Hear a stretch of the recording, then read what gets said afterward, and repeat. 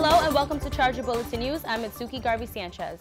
Our top story this week. President Stephen Kaplan announced that the university would establish a new college, the School of Health Sciences. The college will comprise the departments of Allied Health, Nutrition, Sciences, and Health Administration and Policy, as well as the university's programs in dental hygiene, healthcare administration, health sciences, nutrition and dietetics, and paramedicine.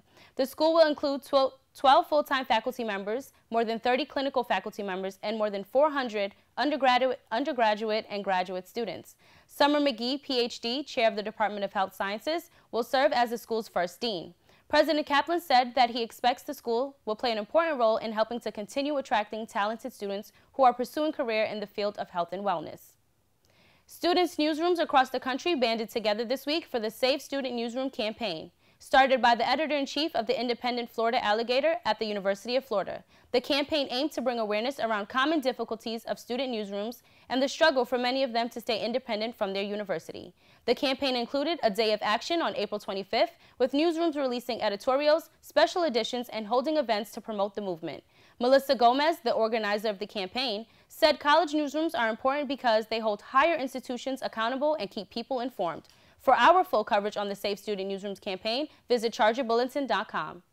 The College of Criminal Justice held a mass casualty simulation event this week. Kaylee Flesher has more.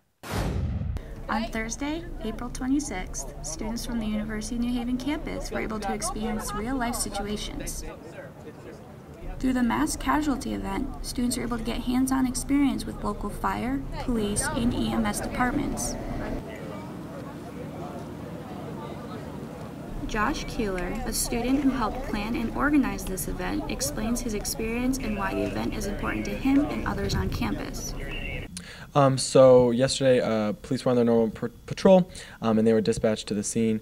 When they got there were bodies on the ground. It looked like a car had driven through them and then later crashed into the building. So it was deemed a mock mass casualty incident by fire and EMS, and basically we're there to respond to the scene with all the different departments. Students in the communication, criminal justice, fire science, and forensic science departments were able to participate in this event. There's a lot of planning between the clubs. There's a lot of planning with Professor Healy. He was in charge of it for fire science and kind of the whole thing, setting up the injections for the witnesses, making sure that everyone's prepared, all the t-shirts, the food. There's a lot that goes into planning. So I think fire and EMS, they get a lot more practice than we do, so because they can go volunteer to be a firefighter, working as a paramedic. CJ students can't go volunteer to be a police officer. We can't go carry a gun. So I think events like this give us an opportunity to kind of use what we've learned in the classroom and put it into practice. Because yesterday I was incident commander, and I've never really had to do that before, and I've never like really learned how to. But from what we've learned in class, I was able to put that into practice during the incident. So I think it's really good experiential education for the students here at the university. For the Charger Bulletin, this has been Kaylee Feshler reporting. Now we go to Cameron Haley with your Charger Sports Update. Thank you, Mitsuki. Chargers baseball won 3-2 at home on Thursday, sweeping their season series against Southern Connecticut State University. Leading the way for the Chargers was graduate student Jack Zagaja, who had 2 hits and 2 RBI in the day. Senior David Palmer got the win for the Chargers as he pitched 7 innings with 5 strikeouts and only giving away 1 earned run. The Chargers will take the field again on Saturday as they take on St. Rose at 12 p.m. at Frank Vieira Field. Women's lacrosse won their 7th straight game on the road on Wednesday as they beat Bentley 9-8. Leading the way for the Chargers was IWLCA National Player of the Week, Mackenzie Ray, who scored a team-high 4 goals. Ray was one of the 5 Chargers who scored on the night, including junior Samantha Galler, who scored the game-winning goal with under 2 minutes left. The Chargers look to take their streak back home as they take on St. Anselm on Saturday at 1 p.m. And that's all for your sports update. And back to you, Mitsuki. I'm sitting here with Kayra Clouding, multimedia editor, and Glenn Rohrbacher, editor-in-chief, to talk a little bit about the production of Charger Bulletin News. Thank you guys for being here. Thank you. Can you tell me a little bit behind the creation, like why was this show created? There were a few aspects to it, but I think that the main reason was we wanted to be able to produce our news in as many ways as possible. And this was we have this new studio here, and we have all these people that are experienced in multimedia, it kind of just made sense to put our efforts into something like this. And I think that, you know, we really, like I said, we wanted to get into more options for media, and video is one of those things that we wanted to explore. So in creating the show, did you find to run into any difficult problems when creating it? Like, what was the easiest part of getting the show together and like the production going? Well, the easiest part, I don't know, I think was just the idea in general. Everything was hard. Getting people to be a part of the show. Well, the eagerness was there at first. You know, there was a little downfalls here and there, commitments, being consistent, trying to brand the show as far as graphics and music and just everything, all the little details. I think that was something I definitely did not consider at first. It was just like, oh yeah, we just got to go in the studio and shoot. And then it would come time for editing and I'd be like, oh wait, like there's so many different things. And then, you know, staying consistent, you can't just make a different video every week. I definitely think the first week that we did it, we definitely underestimated like how much goes into the actual show. Yeah. And after that first week, it got a lot better, and obviously now it's just kind of like a routine. Yeah, it's like a puzzle now. Like we just put everything where it needs to go. But the first one was like, wait, like there were so many things that we didn't think about until we were in the moment, and so just having to like be quick on our toes and. So we've talked about a little bit about difficulty. You guys have produced a lot of shows. Can you talk about a few challenges that you guys ran into and then overcame, and how you overcame them?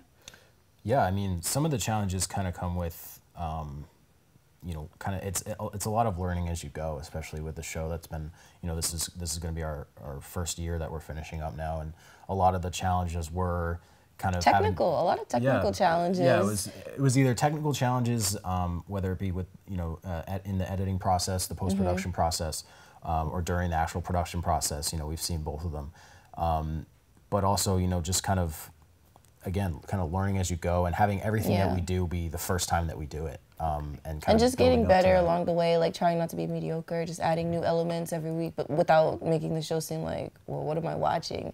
So just staying consistent and making sure that every show reflects what we want, like making sure it reflects the Charger Bulletin in a great way, and just something for future people who take over the show that they can like follow along and continue to add and grow with as well. So can you tell me a little bit on how do you think this broadcast impacts the communication department and their students, or students in general? I definitely feel like it gives a lot of our students an opportunity to really test out the skills that you learn in class and expand on something. Maybe if you've never even done something before. I know some people have come in here throughout the year and they've done camera when they've never done it, or audio when they've never done it.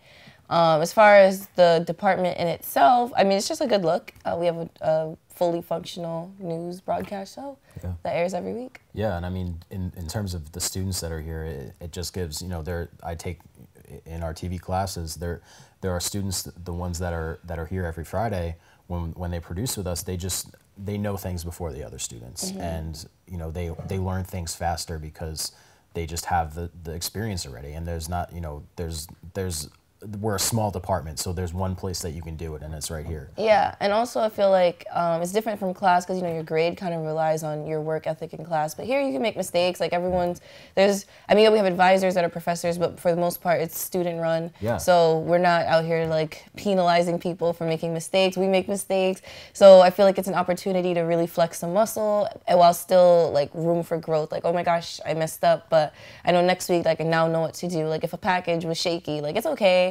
I'm not gonna fail you or say you can't come back. It's more so like, now you know what to do for next time, so when you do have opportunities in class to do things, like you've already made your mistakes here, you can go out into the real world and know what you're doing. And so what audience are you guys looking to connect with?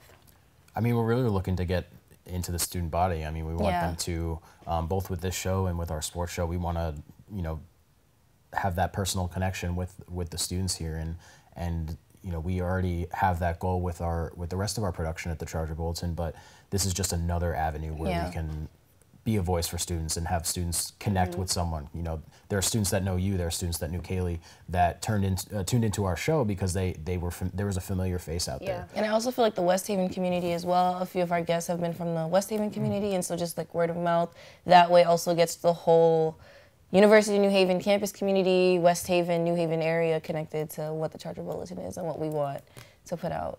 Yeah. Well, thank you guys so much for being here with me today. Thank you, Mitsuki. The 35th Annual Scholarship Ball was held last weekend, with over $1.8 million being raised for student scholarships. The ceremony honored Michael Ambrose, Carolyn Brem, and Vivian Kaplan as Distinguished Alumni Award recipients, and Philip Bartels as the President's Award recipient. The event also featured student showcases like Rachel Gilmore and Emily Neverett, who showcased their work to combat child forced labor with molecular biology. The ball was attended by many alumni board members, administrators, and some students. That's all we have for Charger Bulletin News. Thank you for tuning in to our first year on the air. Make sure to follow us on social media and tune in to Charge Up on Mondays. For the Charger Bulletin, I'm Mitsuki Garvey Sanchez.